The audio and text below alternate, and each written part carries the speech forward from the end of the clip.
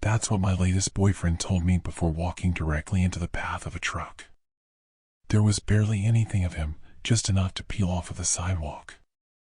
I thought our relationship was going well. It's not like I'm desensitized to my boyfriends dying or ceasing to exist, but it's almost become the norm. Ben was my first boyfriend in high school and my longest relationship to date. Fluffy-haired Ben with his dimpled grin and freckles. He was the type of guy who should have been popular, but chose to keep to himself. I met him in the principal's office. Ben was being lectured for sneaking around and I was handing in a late assignment. All he did was wink at me, and I fell hard. We dated for 2 years, and I really thought he was the one. Ben told me he loved me, and every Friday he introduced me to a new restaurant. I was in love. I loved * everything about him. On the night before our senior prom, a drunk driver T-boned my boyfriend's car, killing him instantly. After his funeral, it's like he stopped existing. His parents left town, and every time I mentioned him, my parents would slowly tilt their heads and act confused why I brought him up. My brother was the worst for it, considering he and Ben were best friends. But he just looked at me with this weird fucking look in his eye, like his soul had been ripped out. Eyes are the windows to the soul, apparently, and my brother's soul was MIA. Ben? His expression crumpled. Wait, who? Alex was my emotional support, who later became someone closer. Funny Alex. Blonde but not quite blonde, Alex. I met him in group therapy. My boyfriend was dead, and he had just lost his mother. We didn't label it, because he had a girlfriend, and I didn't want to move on so quickly. I think we just found comfort in each other. Eventually, though, Alex became something I wanted to label. His sense of humor was a breath of fresh air. I didn't go to college because of Ben's death, settling for a mediocre barista stop in town. Alex came in every day with fresh coffee and a sugar cookie. I think I loved him. I told him that. Half asleep, I told him I wanted to try and be something more with him. Alex looked taken aback, but happy. We spent the night together. The morning after, I woke to my mother screaming. Alex was dead in the bathroom, his blood splattering, staining pristine white. According to the first responders, he died of a self-inflicted head injury. The exact same thing followed. I attended his funeral, and Alex's family disappeared. This time, I went back to his house. But according to a neighbor, his house had been abandoned for 10 years. I had eaten pancakes in his kitchen just days earlier. I broke in to see myself, but my neighbor was right. The hallway was piled with ancient mail and threats of eviction. Alex's room didn't exist, instead, a storage room filled with boxes. When I got home, my family had already forgotten Alex's existence. The town had forgotten him, and yet his blood still stained my bathroom. Following Alex's death, I was terrified of getting too close to people. But Esme made it hard. She was my third relationship. We met at a bar. I was extremely drunk and convinced I was cursed to kill all of my romantic partners. Esme. Cute Esme. Crooked teeth and smudged lipstick and warm Esme. Do you know that person you meet and you instantly connect with them? The person you're sure is your soulmate? That was Esme.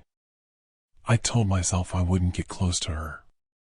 But I was already talking to this girl, already pouring my life out to her. Esme sat and listened, her chin resting on her fist. She was a first-year creative writing student, and she had a cat called Peanut. I didn't remember much after that. We hit it off, and next thing I know we're curled up in the back of her car watching Buffy on her iPad. I told her about my exes, and she nodded and smiled, but I don't think she was listening. I told her all of my exes have died, and then been erased from existence. Esme called me cute. She wanted to base a story around the concept, sitting up and grabbing her phone. I have this memory of the girl I fell in love with at first sight. She's nodding along to a Smiths song spluttering from my car radio, typing on her phone. I can hear the tapping of her nails, her lips curving into a smile. I can see the exact moment she gets inspiration, pulling her knees to her chest. She's wearing fishnet tights that are torn, and a jacket that doesn't fit her. She is fucking beautiful, and I don't want to lose her. Alex was beautiful. He had pretty eyes and brown curls that I liked running my hands through. Ben was beautiful. He made my heart swim, my stomach swam with butterflies when I first met him. Ben was my first love. The realization woke me up one night, 3 months into dating Esme. Both of them were dead, wiped away like they never existed. And Esme would follow. At first, I tried to break it off with her without sounding crazy. I told her it was me, not her, and I wasn't in the mindset for a relationship. Esme understood, but her eyes didn't. I didn't want to lose her. Esme lit up every room she entered. Her obsession with thrifted clothes and badly written poems and her irrational fear of pandas made her someone I wanted to be with. So, I stayed with her. I told myself Ben and Alex were just coincidences that were nothing to do with me, and I wasn't indirectly fucking killing the people I fell in love with. I avoided the L word for as long as I could. It slipped out on my way to work. Esme was driving. I just said it, and her eyes lit up. She reached out and squeezed my hand. At work, one of my colleagues, Jasper, caught my eye. When I twisted around to ask him to grab something, I glimpsed his phone screen. It looked like Tinder, but I didn't recognize the layout. It reminded me of Twitter, in dark mode. Jasper was leaning against the counter, his thumb hovering over a photo of Esme, chewing his bottom lip. I watched his thumb prance across the screen before he gave up and swiped left. Finishing up the woman's coffee, I handed it over. I asked for cream. Ignoring her, I sidled in front of my colleague, hyper-focused on whatever app he was playing around with. What's that? Jasper looked up, his eyes widening, lips parting like a fucking goldfish. Clearly nothing. Jasper sidestepped me, opening the refrigerator and pulling out milk. But he already had milk. The bastard was stalling. We had 0 customers waiting, so it was the two of us, and a long, dragged-out pause.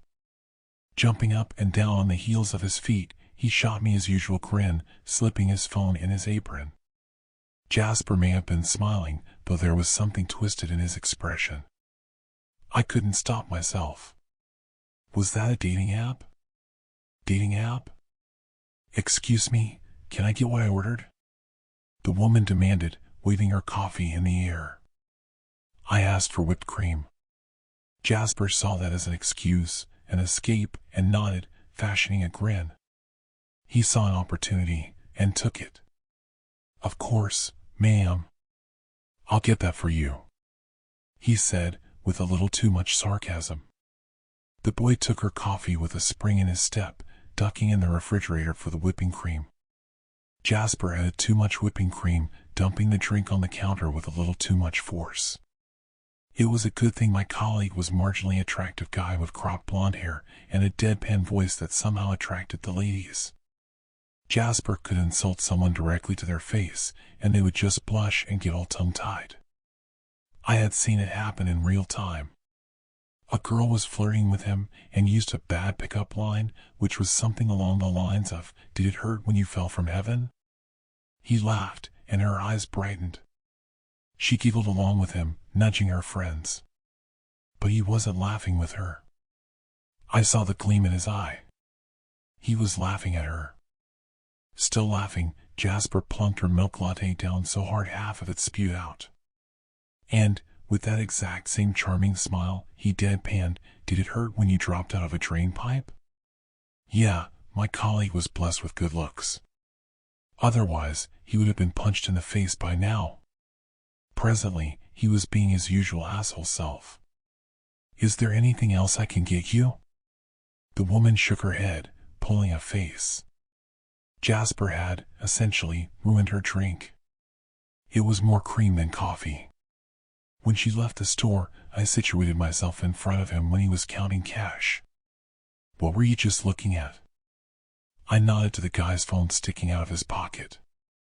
Was it like a dating thing you were on? Jasper didn't even look at me, his lip curling. That's kinda rude, he hummed. I don't peek at your phone. Esme Hope was all I could hiss out. Was she on that dating app? My colleague proceeded to stare at me like I'd grown a second head before his half-lidded gaze flicked behind me. Jasper's expression brightened. Oh, Hannah is calling me, he said, joking out a laugh. Hannah was not calling him. She was in the break room getting high.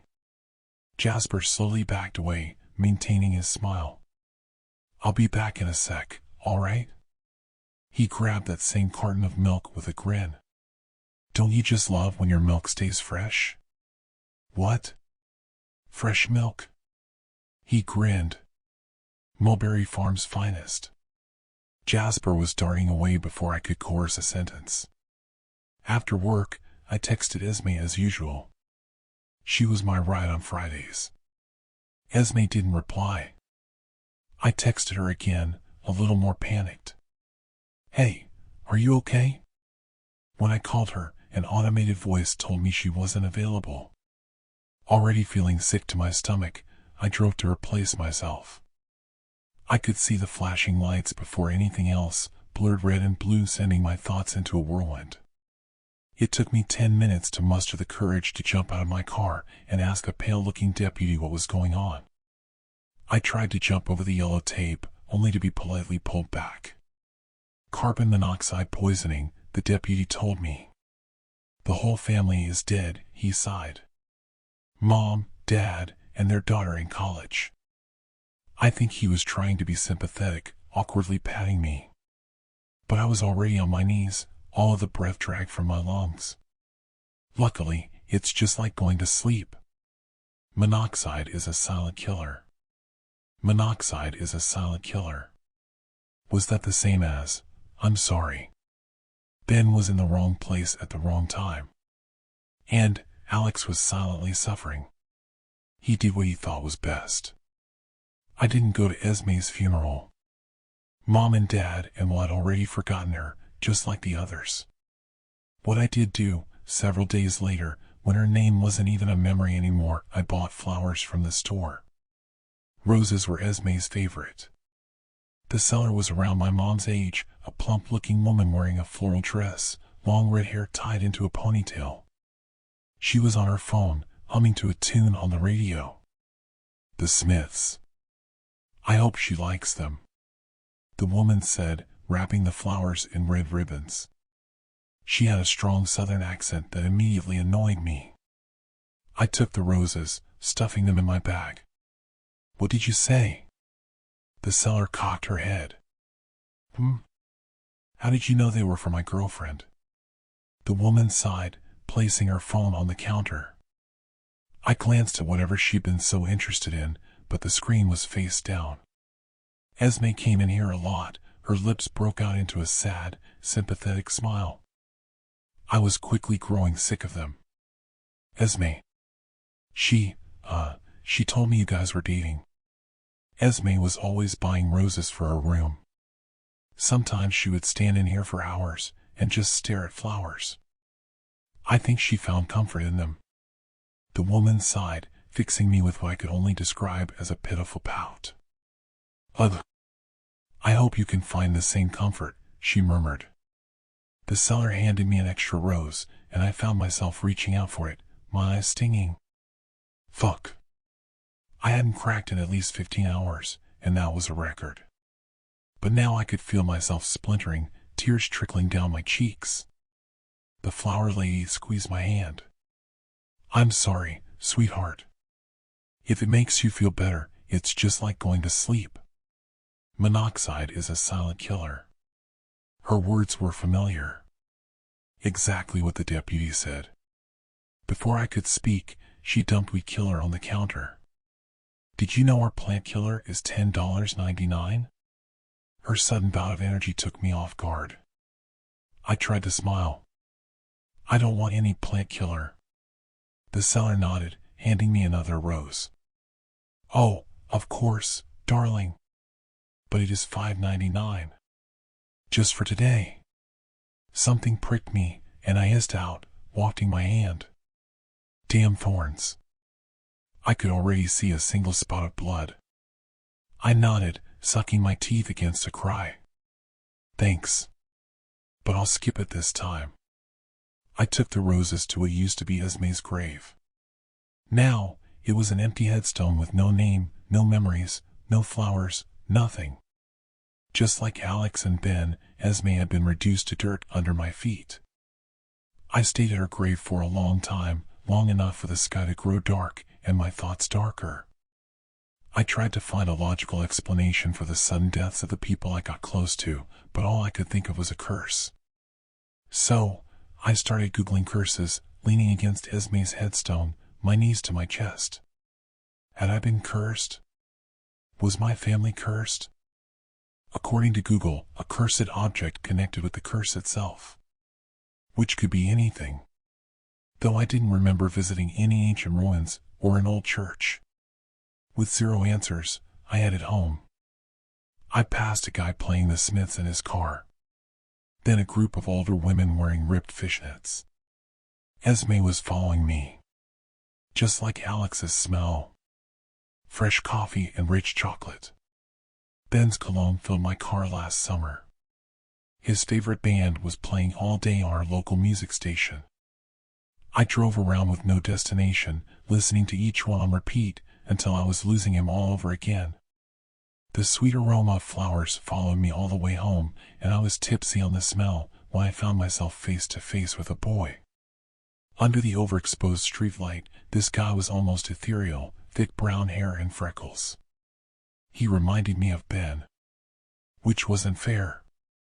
I thought I was hallucinating him before he came closer, bleeding from the shadow. I saw more of him, white strips of something wrapped around his head. Wrong. The word slammed into me when I glimpsed his clothes. Filthy. The guy was wearing a white button-down, a single streak of bright red ingrained into the material. His white pants were torn, glued to his legs.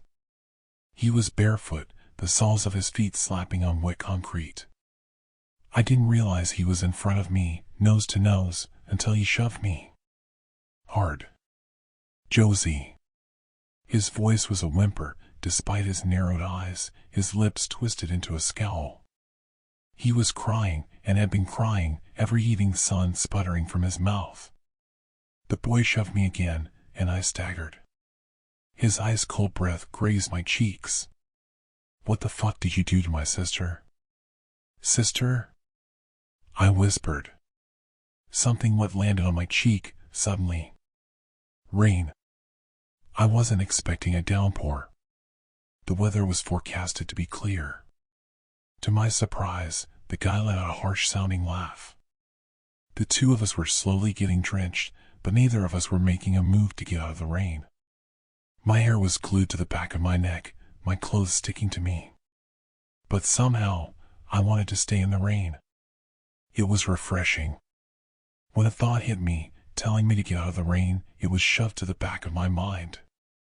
The guy spat water out of his mouth, shaking his head like a dog. Of course, he muttered, drown me out with the rain. I found my voice, my gaze glued to intense red seeping through the bandage stapled to his head. He looked like he'd escaped an emergency room. I don't know anyone called Josie, I said. I think you've got the wrong person. The guy's eyes narrowed. He stepped closer, grabbing my shoulders, and I noticed how hollow his eyes were, empty caverns carved into his skull. Eyes are the windows to the soul, and this guy was completely soulless. I'm only going to say this once, he whispered. What did you do to my sister? Before I could respond, the guy was being violently grabbed and dragged back. Figures who appeared seemingly out of nowhere. Let me go! He cried out, struggling. You fucking assholes! Let me go! His screaming became muffling when his cries were gagged. You promised. He yelled, his cries collapsing into a sob. "You said if you took me, she wouldn't get hurt. So, where is she?" He met my gaze, his expression crumpling, something inside him coming apart, splintering by the seams. "You can't take both of us. This wasn't in the agreement." When he was dragged further back, I noticed a car parked at the side of the road. The boy was pulled inside. At first, he refused, before an extra pair of hands shoved him.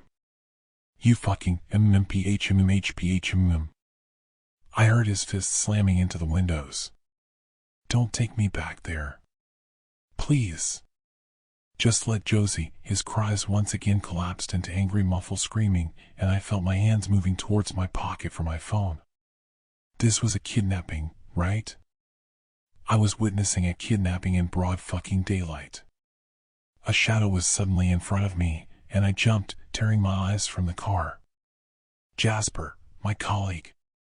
He was still wearing his apron, and to my confusion, was swinging a carton of whole milk. "Sorry, Bree," he winked, speaking in a single breath. "As you can see, our friend here had a little too much to drink." I nodded, craning my neck. Jasper stepped in front of me, maintaining a grin. "Who is he?" This time, I sidestepped away from him, only for him to copy. "Just a guy," he said. "As you can see, he's a little," Jasper prodded his right temple. "Let's just say he's got a few too many screws loose."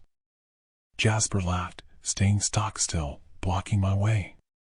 When I made a move to counter him, he stepped in front of me, his eyes hardening. "I heard he lost his family a while ago he pretended to think. "Oh, yeah, a car crash. Maybe a gas explosion, I'm not really sure." I could hear the car behind him, and once again I tried to dart past him. But he was quick to block my way. He was getting closer to me, very subtly backing me in the opposite direction. Anyway, this guy is keying of nuts. Dude still thinks he's got a sister. When I lost patience and shoved him out of the way, the car, and the guy, was gone. "See?" Jasper rolled his eyes. He was still holding milk from work. My head spun. It was 8 p.m., we were in a suburban neighborhood, and Jasper was holding half a pint of milk. His apron was stained with coffee, and when I really looked at him, I realized he was out of breath. He was doing a good job of hiding it, exhaling in intervals, swiping at his forehead to clear sweat. When I noticed, he pretended to run his hands through his hair. I feel for him. Like, I'm sorry his family died, or whatever, but attacking random girls isn't cool, you know? Instead of replying, I stumbled home. It was sunny. At 8 p.m. And when I took notice, I wasn't even wet. Esme was my last straw. I made a promise to myself to not get close to anyone. The guys and girls I met were friends, and nothing more. Weirdly enough, the only guy I was getting close to was my colleague. I don't know if it was brain damage or I was finally losing the plot. But Jasper's shameless cruelty towards customers and that quirk in his lips when he made them cry was kind of hot. However, he was playing hard to get. And I mean really playing. I was in storage trying to find vegan milk, and he was suddenly a fucking expert, spewing milk facts. When I slammed the refrigerator door shut, he was inches from my face. In the dim light from a single spluttering bulb, his eyes reminded me of coffee grounds. I thought maybe he was going to kiss me, judging from his softening expression. I felt his hands go around my waist, and I felt myself immediately melt. I don't know what came over me. It's like, one minute I hated him, and the next, I was suddenly hot. Really hot. And I really wanted to take my clothes off. I thought that's what he wanted to do too. I mean, his gaze followed mine, piercing, fingers playing with the buttons on his shirt. Before he leaned forward, his breath in my face. "Did you know that Mulberry Farms is an award-winning brand of milk in our town and only our town? Mulberry Farms was bred and made right here." And suddenly, I was no longer hot and bothered. I didn't, I said, ducking into a crouch to search the shelves. Have you seen our vegan milk? We did have some. 3-time winner, Jasper continued. When I jumped up, he stepped closer, and I felt my cheeks spark. His smile was rare. In fact, Jasper was only smiling when he was talking about milk.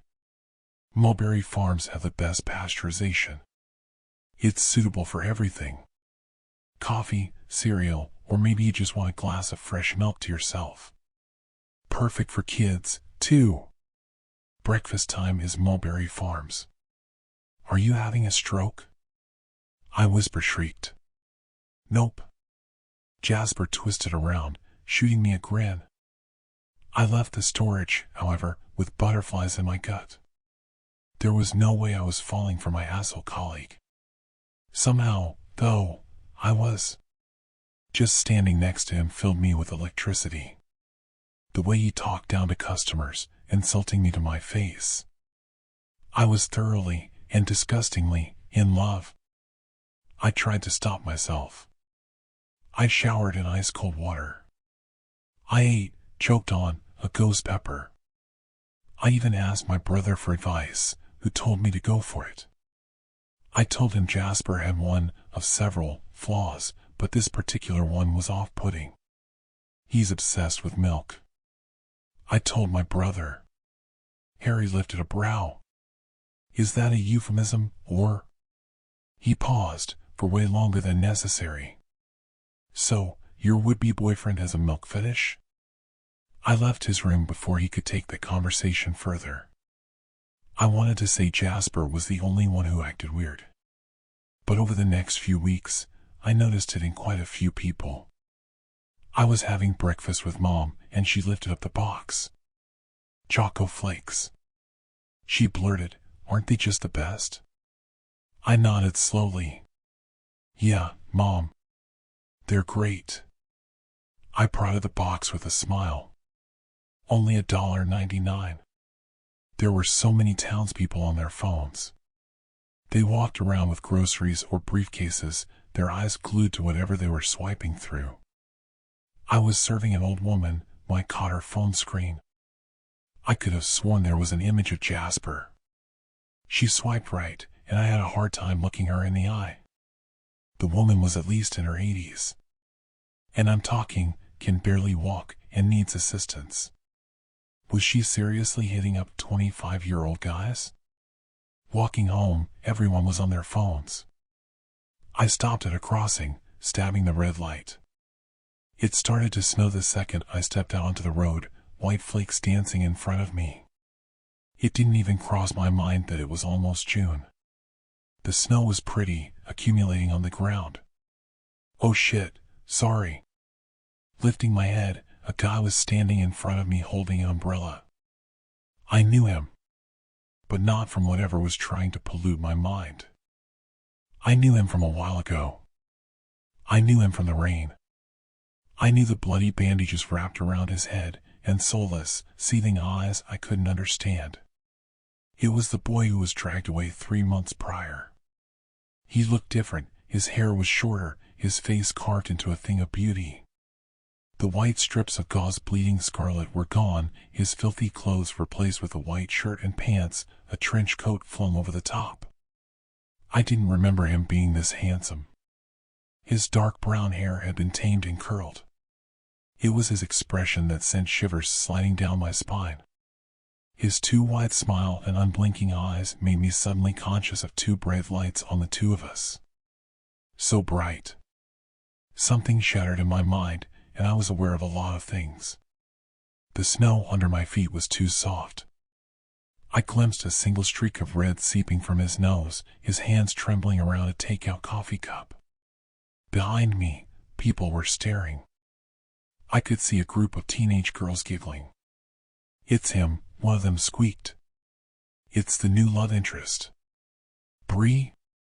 His grin widened, snowflakes prancing around us. His teeth gritted together. I could tell he hated every word. Holy shit, long time no see. He held out his hand, and I could see visible pain contorting in his eyes. "Help me!" he was screaming through a twinkling smile. "Don't you remember me?" It's Sam," he laughed. "From 8th grade." The lights blinked out, and the thought crashed into my mind. Static images filling my head. I shook them away. "Oh, yeah, it was Sam. My childhood friend." But I didn't reply. Instead of saying, "Sam? It's been so long," I found myself walking, stumbling over to the girls, who were rapidly swiping left on their phones. "What's that?" I demanded in a sharp breath. I grabbed for the phone, only for Sam to step in front of me. He settled me with a smile. Behind me, one of the girls fainted. Sam's smile didn't waver, though he did side-eye the girl being carried away. "Why don't I take you out for coffee?" Apparently, coffee was the code word for hooking up. Sam dragged me into the nearest coffee store, straight to the bathroom. When he shoved me into a stall, I didn't know what to say. "Take off your shoes," he said in a hiss, and after hesitating, I did. Sam pulled off his jacket, shook snow out of his hair, and got real close. "Look up," he murmured. I did, my gaze finding the ceiling. "To your right, a camera is very well hidden, but can be seen with the naked eye if you catch what looks like a red laser," Sam said. "To your left, another camera, as well as a vent that is currently pumping the stalls with aphrodisiacs. And right now, we are in the red zone. Meaning, you should be conscious." He prodded me, and I flinched. "Mostly conscious." His words went right over my head. My mind was foggy. I couldn't think straight.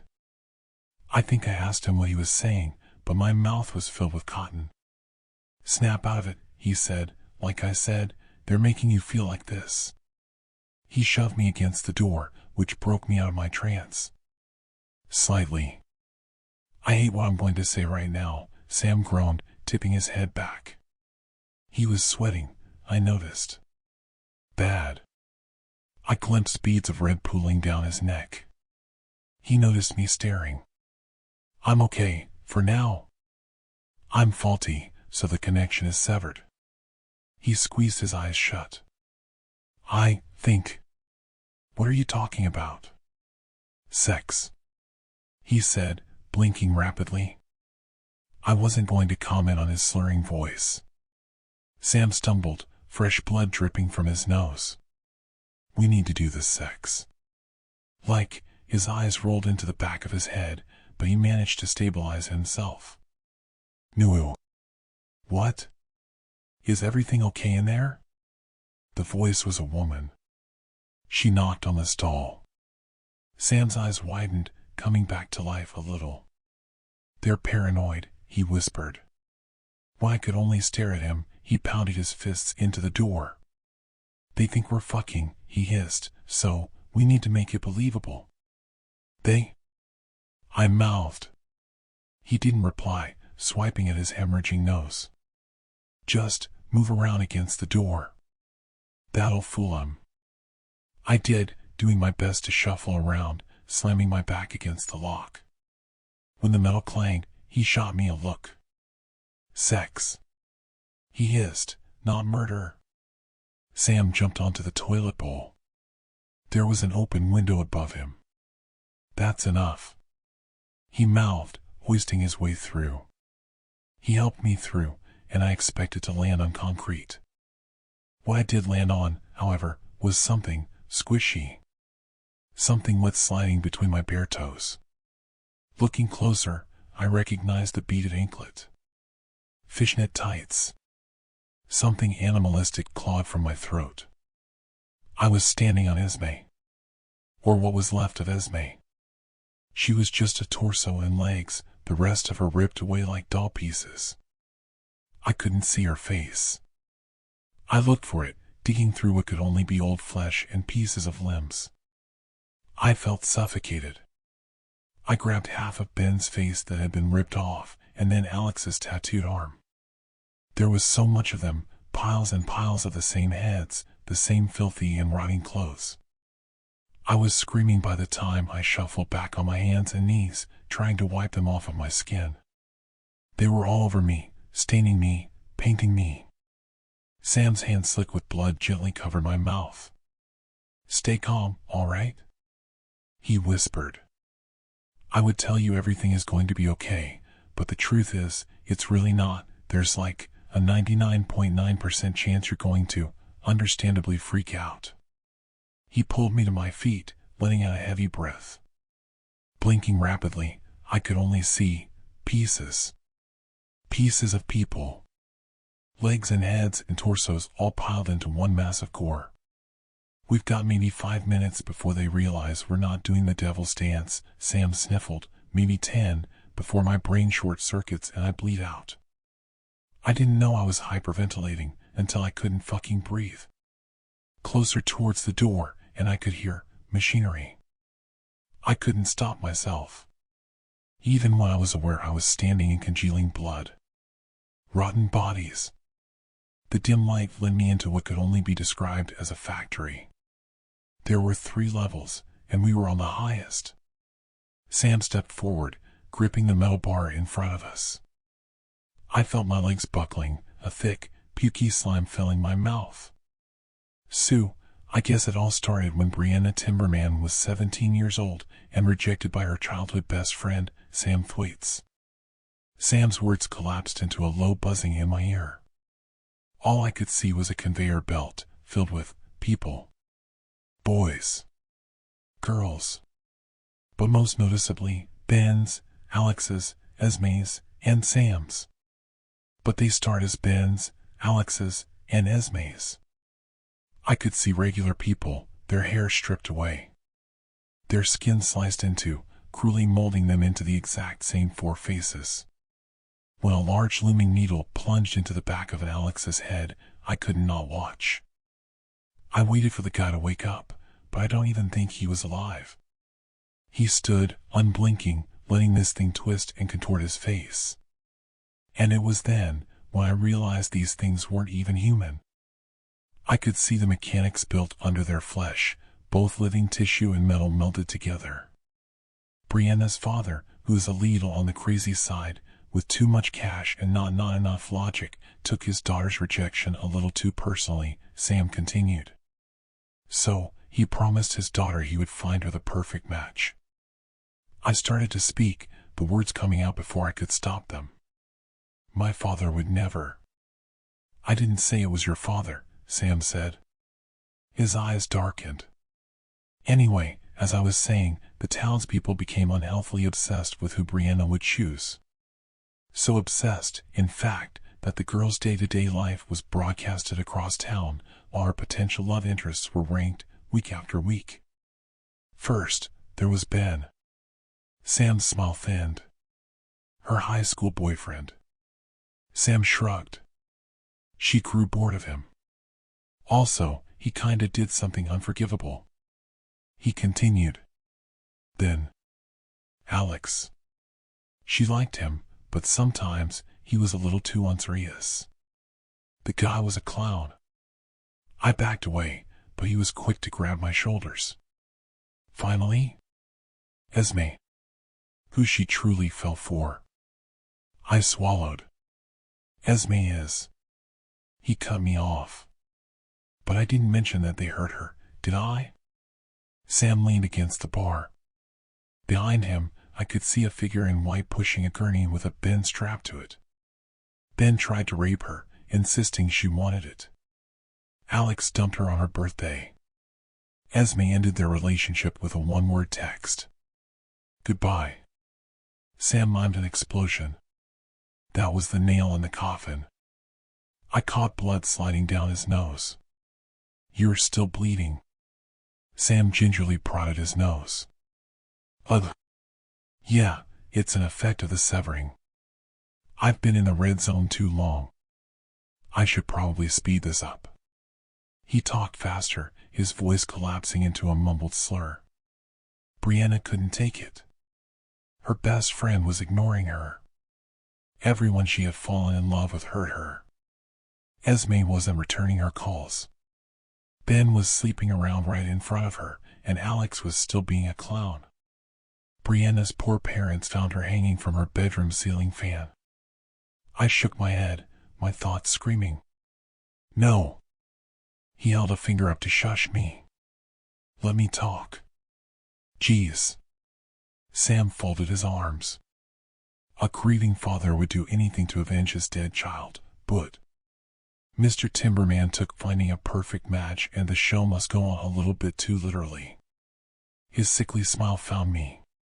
Which also means going stark fucking crazy. The town wanted more Brianna and her life, so he turned his daughter's failed love life into a town-wide TV show, sending the entire teen and young adult populace into here. He gestured around him. To make the perfect suitors. Who wouldn't hurt his new Brianna? Something ice cold crept down my spine. He cleared his throat. Mr. Timberman grew, let's say, obsessed with getting revenge on these specific 4 people. So, he started killing them. He coughed. "Sorry. Us. Killing us for the funny haha, look at how many times I can fuck with them, bit. And then recycling us into someone completely different. Our names are gone. Then our personalities. Finally, our bodies ripped to pieces and sculpted into Brianna's exes." Sam poked me in the cheek. "The cycle continues. They reset your ticker and the town eats it up. They can bring back Esme, Ben, and Alex whenever they want and add curveballs. Like the bad boy colleague who becomes the fan favorite." Sam's lips curved. For some fucking reason. His eyes flickered open. "However, Brianna will never find a suitor because her father is a fucking sociopath. To him and the town, his dead daughter's pathetic love life is entertainment." He held out his arm. "See?" I tried really hard not to look through the makeup. At noticeable skin grafts. "I was a Ben," he said. "Then I was an Alex, and then I was an extra." His eyes found mine, sad, suddenly. But who I was originally is kinda gone. All I remember is a deal to protect Josie. I gave myself up so they wouldn't take her. "Your sister," I said. Sam nodded. His earlier words hit me. He was talking like Brianna Timberman was dead. But I was Brianna Timberman. I was rejected by Sam, yes, but I found Ben. As if he could read my mind, Sam shook his head. "Look at yourself," he said, his voice shaking. "And I mean really look at yourself." Sam stepped closer. "Because, underneath all of that makeup and the prosthetics and surgery and fucked up memories, you're just another recycled lump of flesh." He prodded my temple. "Who thinks she is Brianna Timberman?" His voice was slurring again, a fresh stream of scarlet seeping down his chin. "Don't you want to know?" His eyes rolled to pearly whites. Before he could finish his sentence, Sam dropped to the ground. I remember warm arms grasping hold of me. Shadows with no faces. They pricked me twice in the back of my neck. A familiar voice in my ear, almost a hiss. "Jasper. You are the worst fucking Brianna." When I came to, I was standing up, somehow. At work. I am Brianna Timberman. The thought floated around in my head, my memory hazy. "Hello?" A man was waving his hands in front of me. I asked for iced coffee, lady. Jasper was serving another customer. "Bree, wake the fuck up." They were trying to make me think I was hallucinating. Which was crazy, because my fingernails were still tinted with Sam's blood. The marks he'd left on my wrist when he was yanking me were still there. Bruised on my arm. "Bree." Jasper snapped. "Snap out of it and make the dude his drink." "Right." The words slipped out of my mouth. He caught my eye, winking, and Brianna Timberman internally squeaked. I half wondered what he was. Was he recycled, or an unwilling performer? Throughout the day, I was fully aware my words were not mine. Like I was on autopilot. But not just that. My thoughts weren't mine either. I spent half of my shift staring at my colleague's biceps. During my break, I went into the bathroom and stood in front of the mirror. I am Brianna Timberman. But even when I told myself that, my eyes were too blue. My smile was too perfect. My teeth, too white. My shaking hands prodded at my face, at someone else's face. So many faces, so many skin grafts. The thought was violent, sending tremors through me. How many people was I wearing? I started to claw at my arms and legs, my face. How many fucking people had I been? I grabbed a knife and tried to slice at my face. But there was no blood. How could there be no blood? When I got home, I found my family waiting for me. Mom, Dad, and Harry, all of them beaming. Bree. Mom stood up, her lips stretching into a grin. My mouth was already moving, but they were not my words. Mom. I didn't know why she was smiling so much until I saw Sam sitting at our dining room table. His smile was too big. His overexpensive shirt and pants did not suit him and looked fucking gross, but somehow my brain thought it was hot. The worst part is, I couldn't and still can't tell which Sam he was. Was he the guy who told me the horrific reality of my existence? Or was he another recycled, mindless suitor? This is Samuel, Mom said, and Sam slowly stood. He took slow steps towards me and kissed my hand. I saw the slightest smudge of scarlet in his lip, but his eyes were blank. In the corner of my eye, my father's eyes were glittering. Hello, Brianna, Sam said, and I swore now that I was awake, the walls were wolf whistling. Laughing. Oh. My town is a blip on the map. We're so small, so insignificant, not even a Google search will find us. I keep thinking if I tear at my skin, I will find who I'm underneath. But I'm so fucking scared. I don't bleed. I don't think who I was still exists under so many layers. But even if this is just a cry into the void, please help us. I don't want to be Brianna Timberman.